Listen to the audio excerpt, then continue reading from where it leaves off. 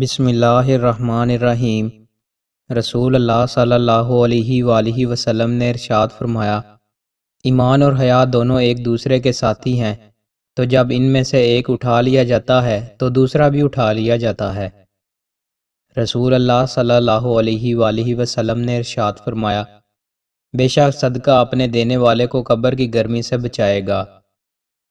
رسول اللہ صلی اللہ علیہ وآلہ وسلم نے ارشاد فرمایا، اس شخص کے لیے جنت کی بشارت ہے جس نے اپنی زبان پر قابو پا لیا ہو اور اپنی غلطیوں پر اشک بہاتا ہو۔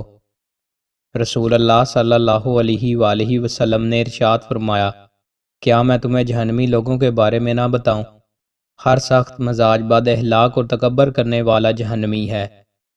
رسول اللہ صلی اللہ علیہ وآلہ وسلم نے ارشاد فرمایا، بے شک قیامت کے دن درجہ اور مرتبہ کے لحاظ سے سب سے بڑا وہ آدمی ہوگا جس کے شر سے بچنے کے لیے لوگ اس سے کنارہ کشی کر لیں۔ رسول اللہ صلی اللہ علیہ وآلہ وسلم نے ارشاد فرمایا، مہمان اپنا رزق لے کر آتا ہے اور صاحب خانہ کے گناہ لے کر جاتا ہے۔ رسول اللہ صلی اللہ علیہ وآلہ وسلم نے ارشاد فرمایا، جس کی دو بیویاں ہوں اور وہ ایک کے مقابلے دوسری طرف زیادہ میلان رکھے تو قیامت کے دن وہ اس طرح آئے گا کہ اس کا ایک پہلو جھکا ہوا ہوگا۔ دوستو، مزید اچھی ویڈیوز کے لیے ہمارے چینل کو سبسکرائب لازمی کریں۔ بہت شکریہ۔